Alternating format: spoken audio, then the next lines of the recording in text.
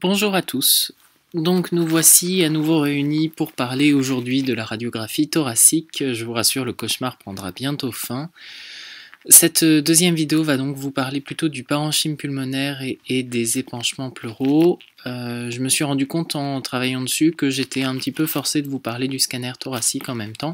Donc vous verrez qu'on ne va pas parler uniquement de la radiographie thoracique. Et je tenais également à m'excuser pour les retards de publication. Avec le changement de stage, je suis maintenant sur un stage de radiologie interventionnelle, ce qui fait que j'ai beaucoup moins de temps pour moi. Mais tout ça, je vous en parlerai sur le groupe dans un autre temps. Bon, commençons avec cette vidéo.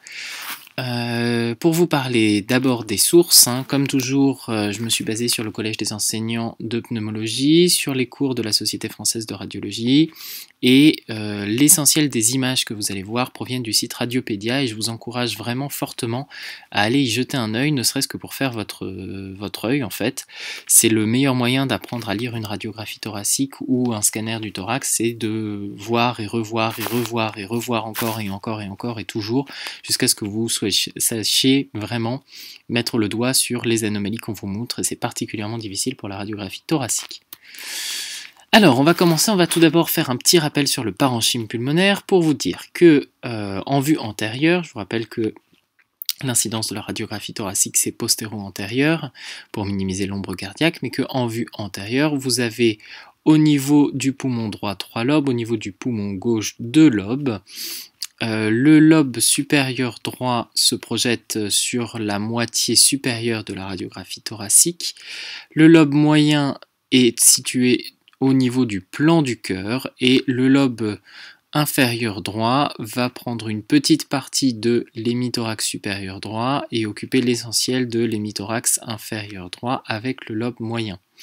Au niveau du lobe supérieur gauche, c'est un petit peu plus compliqué parce que vous voyez sur la vue latérale que les deux lobes occupent quasiment les mêmes zones de projection sur la radio thoracique de face, et on pourra céder éventuellement de l'ombre cardiaque où on voit que l'essentiel du lobe inférieur gauche se situe en arrière du cœur, tandis que c'est le lobe supérieur gauche avec le segment de la lingula qui est au même niveau que le cœur. Alors on va commencer, on va d'abord parler d'un premier syndrome radiologique qui est le syndrome de condensation alvéolaire qui correspond au comblement des alvéoles qui sont des espaces normalement aérés, soit par du liquide, soit par des cellules. Ça va aboucher à une sémiologie élémentaire qui comporte plusieurs éléments. D'abord, la teinte initiale va correspondre à des nodules de limite floue, qui seront de tonalité hydrique, que ce soit des cellules ou du liquide, la tonalité radiologique est la même, qui vont être progressivement confluents, systématisés à une région pulmonaire, qui vont respecter les structures bronchicaux au moins initialement et qui vont être d'évolution rapide. Alors tous ces signes ne sont pas forcément présents simultanément, mais l'association de plusieurs de ces signes est évocateur. Et donc si on regarde ce qui se passe, on va dire à un niveau histologique, on a d'abord une atteinte d'une alvéole qui va se mettre en communication avec d'autres alvéoles du même lobule pulmonaire par les pores de Kohn et les canaux de Lambert, et ça va aboucher progressivement au comblement de l'ensemble des alvéoles, et vous voyez que pendant longtemps on respecte les structures bronchiques parce que c'est vraiment des communications entre les alvéoles qui vont amener la condensation alvéolaire. Donc dans une longue période de l'évolution, pendant la majorité de l'évolution de la pathologie, et que les espaces aériques sont respectés, et quand ils sont atteints, en tout cas les espaces plus distaux sont toujours respectés, ce qui explique la présence éventuelle d'un bronchogramme aérien. Alors si on prend un exemple en radiographie thoracique, on va voir par exemple, si on regarde au niveau du poumon droit ici, la présence d'un bronchogramme aérien. Et si on regarde au niveau du poumon gauche, on va voir des nodules flous, qui sont confluents, qui sont de tonalité hydrique, c'est pas aérique, qui effacent les vaisseaux, ça confirme leur origine alvéolaire, qui sont plutôt systématisés. On voit ici par exemple que ça a tendance à respecter une limite supérieure, et cette systématisation, elle va correspondre à la systématisation anatomique pulmonaire, donc au lobe, au segment, et surtout aux scissures pulmonaires, puisque les syndromes alvéolaires ont du mal à traverser les scissures.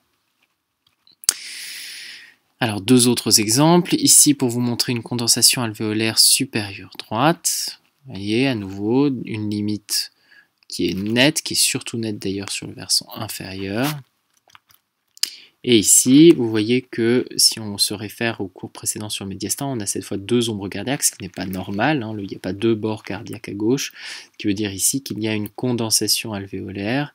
Si on se réfère à notre anatomie de projection, on est dans le lobe inférieur gauche. Alors, pour localiser ces anomalies, il est important de se référer au signe de la silhouette, qui est un signe fondamental dans l'imagerie de projection. En effet, d'un point de vue purement physique, il est possible de visualiser une limite entre deux structures qui ont la même tonalité, la même absorption des rayons X, à condition qu'elles soient situées dans des plans différents. C'est-à-dire que vos rayons X vous donneront une image construite sans limite si les deux structures qui sont de tonalité similaire sont dans le même plan, tandis qu'une limite va apparaître si jamais ces deux structures qui sont dans des plans séparés. C'est ce qu'on appelle le signe de la silhouette. Le signe de la silhouette, c'est l'absence de limite donc entre deux structures qui sont de même tonalité lorsqu'elles sont dans le même plan. Ça vous permet sur une imagerie 2D postéro-antérieure comme la radiographie thoracique d'affirmer par exemple sur l'image de gauche ici, comme vous ne voyez plus le bord droit du cœur, que l'anomalie se situe dans le lobe moyen. Et par exemple ici, comme vous ne voyez plus le bord gauche du cœur, ou que vous ne le voyez plus entièrement en tout cas, vous savez que vous êtes dans la lingula. On va commencer maintenant la deuxième partie qui va avoir trait au syndrome interstitiel, qui est probablement le syndrome qui vous met le plus en difficulté. Ce syndrome correspond à l'atteinte du tissu de soutien du parenchyme pulmonaire. Et pour essayer de le comprendre, il est important d'avoir quelques notions d'histologie. Donc on va se rappeler que le lobule pulmonaire est l'unité fonctionnelle du poumon, que ce lobule pulmonaire est constitué de groupements d'alvéoles entre elles avec un tissu de soutien. Ces groupements alvéolaires s'appellent des acini et ce lobule pulmonaire va donc être constitué d'un axe bronchovasculaire qui va amener une artère pulmonaire qui amène du sang désoxygéné au contact des bronches, tout ça pour arriver au niveau d'une membrane alvéolaire où vous avez les capillaires qui vont être mis en contact avec l'air oxygéné, échanger leur CO2 et leur oxygène, et le sang va repartir au niveau des veines pulmonaires, excusez-moi, les veines pulmonaires étant localisées sur les cloisons des lobules pulmonaires. Vous avez également tout un tissu lymphatique qui est donc au niveau interstitiel autour des axes bronchovasculaires, dans les espaces sous-pleuraux et sur les cloisons interlobulaires. Si on regarde ce que ça donne avec un grossissement moindre, on voit donc des septa interlobulaires qui délimitent les différents lobules pulmonaires et on voit que la plèvre viscérale va s'invaginer en scissure, et cette plèvre viscérale, je vous rappelle que c'est l'endroit où on retrouve, d'un point de vue histologique, nos lymphatiques sous-pleuraux. D'accord ? Alors le message essentiel, c'est que l'essentiel des syndromes interstitiels sont beaucoup mieux caractérisables, voire uniquement caractérisables par tomodensitométrie. Et on va commencer par les nodules. Pour vous, officiellement, dans le collège des enseignants de pneumologie, un micronodule, c'est moins de 3 mm, un nodule pulmonaire, c'est de 3 mm à 3 cm, et une masse pulmonaire, c'est de plus de 3 cm. Et si vous voulez les caractériser correctement, il faut vous intéresser à leur distribution. Il y en a 3. D'abord, vous avez la distribution périlymphatique. J'ai bien insisté dessus. Les lymphatiques pulmonaires sont on va dire concentré sur la plèvre périphérique, la plèvre viscérale, donc en périphérie du poumon, et au niveau des scissures, donc les nodules de distribution périlymphatique vont prédominer sur la plèvre et les scissures, et les deux étiologies principales, je pense à votre niveau, c'est la sarcoïdose et la lymphangite carcinomateuse.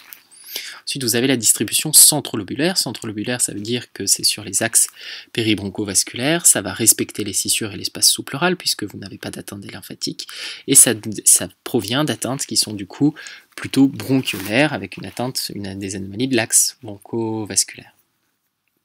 Et puis vous avez les distributions qui sont aléatoires, homogènes et diffuses, qui partagent à la fois des caractéristiques périlymphatiques et centrolobulaires, et dans ce cas-là, vous devez évoquer des tuberculoses ou en fait, des processus qui sont à distribution hématogène, donc la tuberculose et les métastases.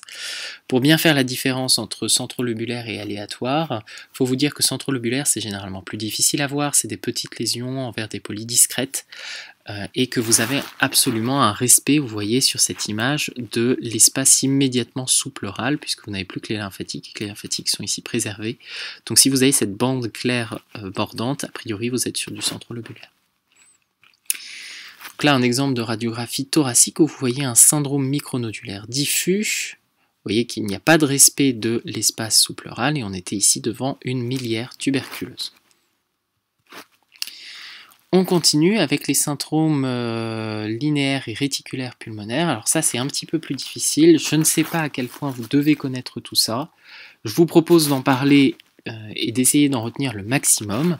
D'abord, on va parler des réticulations. Les réticulations, c'est des opacités curvilignes qui vont affecter le poumon de manière diffuse, et les structures qui sont anatomiquement atteintes vont perdre leur conformation normale, donc on va être moins capable de vous dire si c'est une atteinte qui est plutôt au niveau des septa interlobulaires, autour des péribronchovasculaires. C'est vraiment de la destruction parenchymateuse.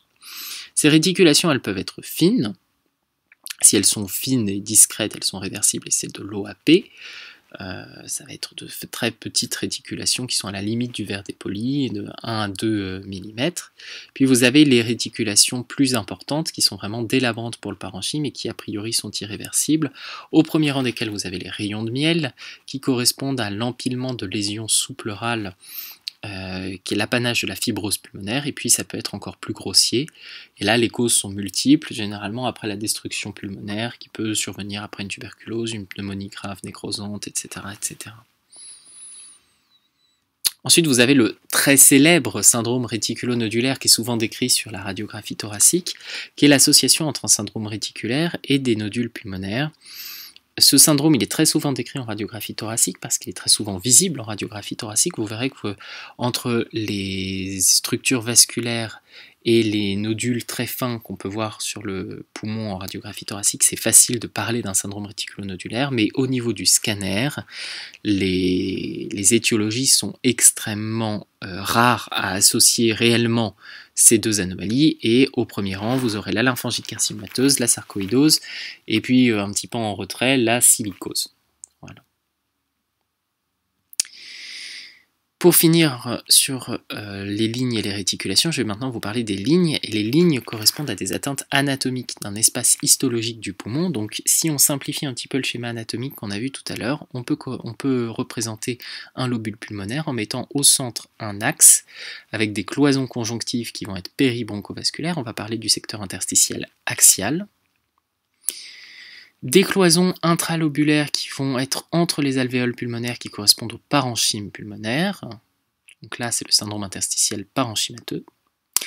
Et enfin, le tissu de soutien sous-pleural et les septa interlobulaires qui est vraiment périphérique par rapport au lobule, et c'est le syndrome interstitiel périphérique. Et donc, en cas d'anomalie de cet interstitium, on va avoir des épaississements, des lignes qui vont apparaître anatomiquement sur les régions qu'on vient de décrire, et ça va nous donner les différentes étiologies. Donc les lignes, c'est l'épaississement d'un secteur interstitiel variable selon une pathologie, et on va voir que si l'atteinte prédomine au niveau du secteur axial, on va évoquer surtout l'œdème aigu pulmonaire, la lymphangite carcinomateuse, la sarcoïdose, et puis rarement le lymphome pulmonaire, mais donc ça c'est des atteintes qui sont péribronchovasculaires.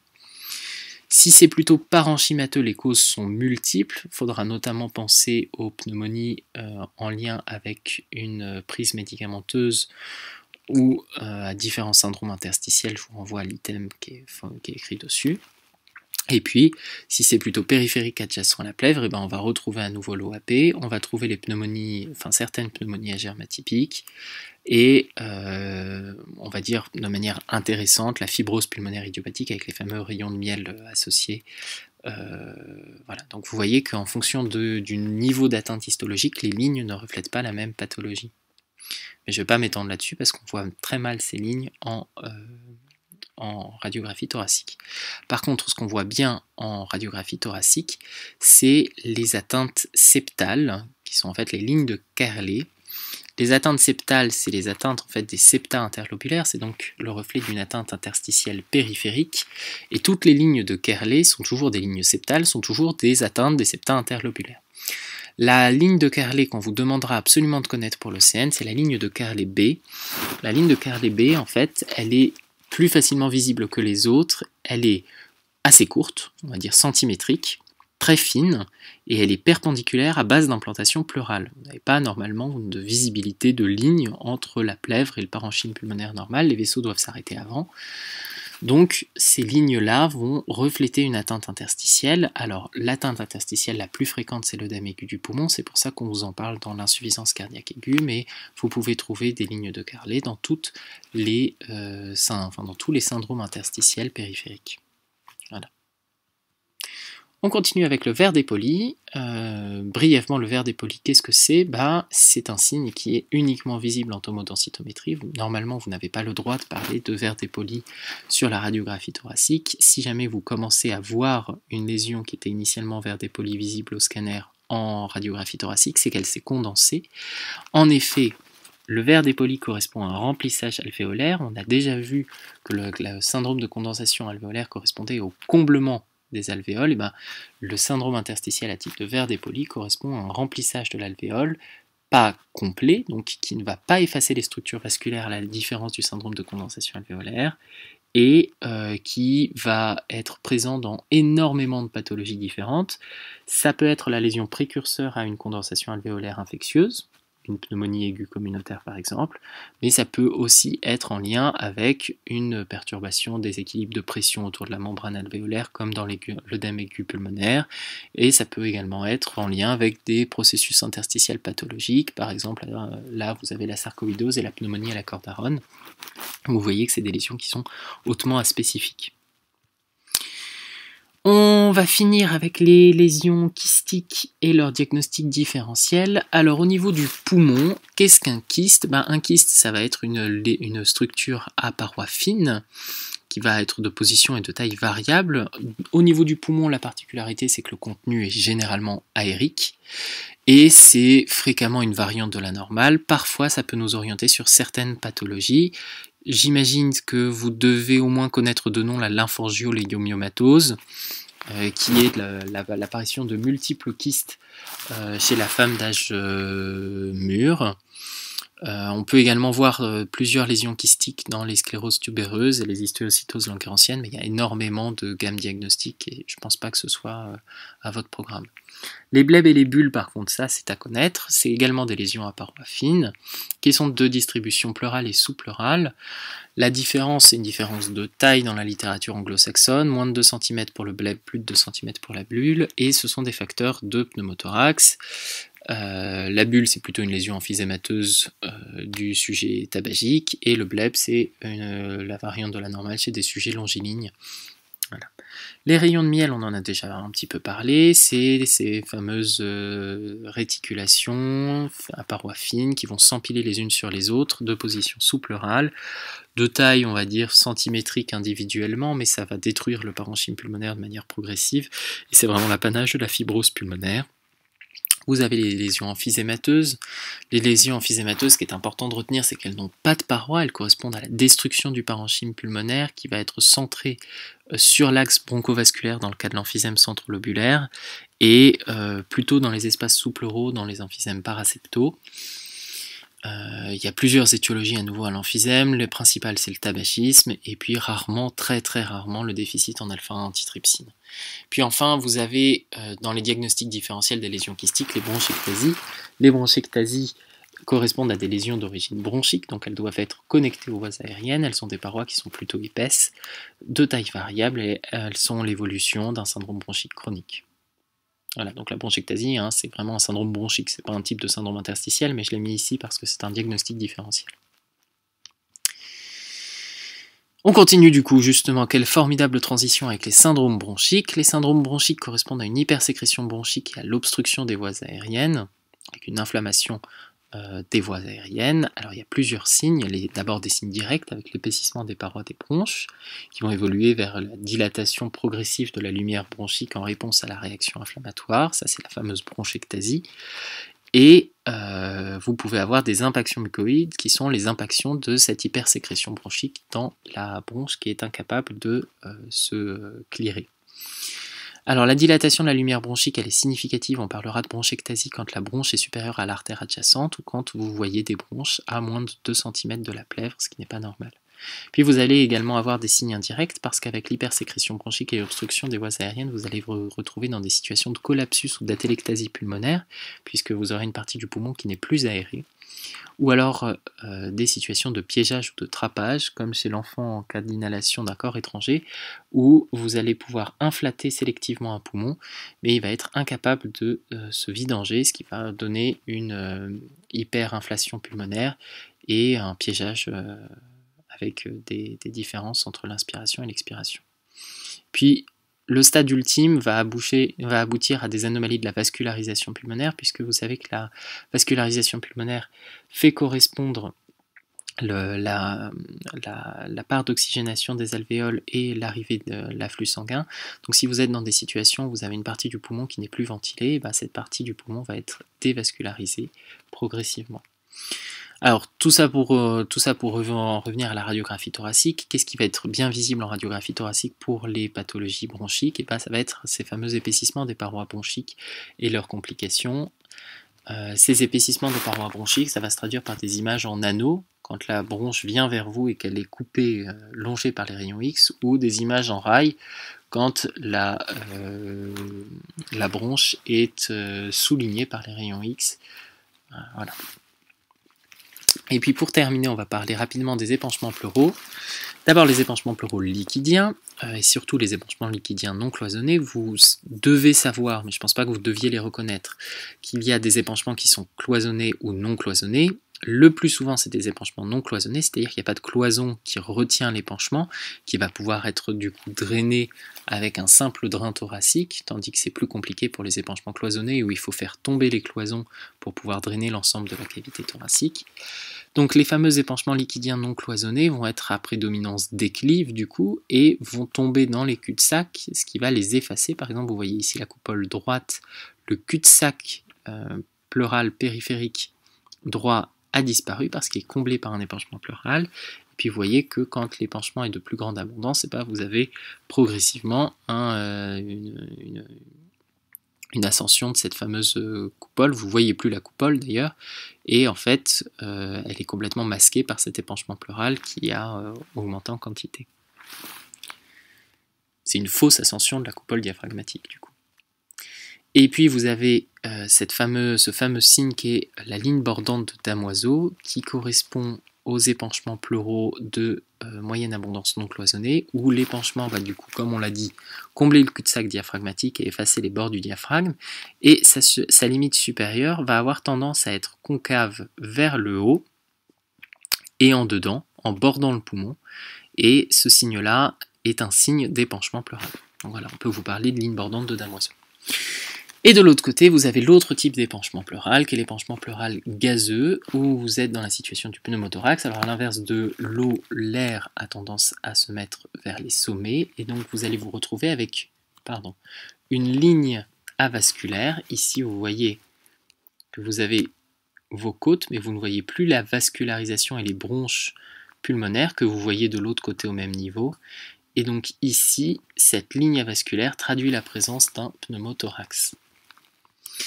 Enfin, apprenons à faire la différence entre une atelectasie et un épanchement pleural. Si je vous demande sur ces deux radios de me retrouver d'un côté un épanchement pleural et de l'autre côté une atelectasie, sachant que vous êtes dans des situations où vous avez deux poumons blancs, vous allez me dire que lorsqu'il y a un effet de masse important sur le médiastin, c'est suggestif d'un épanchement pleural de grande abondance qui va refouler le médiastin. A l'inverse, dans la situation d'une atelectasie, par exemple ici sur une tumeur, vous allez avoir un poumon qui va rétrécir puisqu'il ne peut plus s'inflater, il est bloqué par la tumeur, et ça va attirer le médiastin vers lui. Voilà qui va du coup conclure notre introduction à la sémiologie de la radiographie thoracique, avec du coup quelques petits débords sur la physiopathologie et du scanner thoracique, mais je pense que c'était vraiment important d'avoir toutes ces informations pour pouvoir aborder tranquillement le thorax. Vraiment toutes mes images ou presque proviennent du site Radiopédia et je vous conseille fortement d'aller y jeter un œil pour vous faire l'œil sur les différentes pathologies. Le mieux c'est de prendre votre collège d'un côté et à chaque fois qu'on vous parle d'une pathologie, d'essayer d'aller voir plusieurs radios et plusieurs scanners pour essayer de vous faire l'œil. Ce ne sera pas du temps perdu et ça peut vous détendre entre guillemets en fin de journée quand vous en pouvez plus lire vos collèges.